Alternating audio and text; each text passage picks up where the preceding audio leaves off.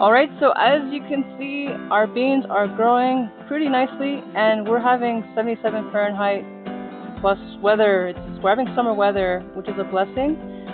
Um, we didn't expect that.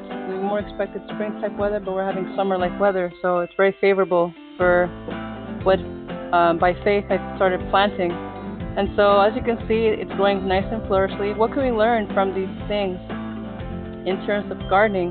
What spiritual application can we draw from this?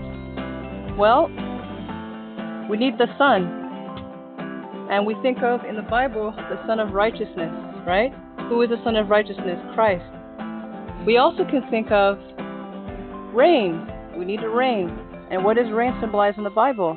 It also represents His righteousness. Isn't that neat?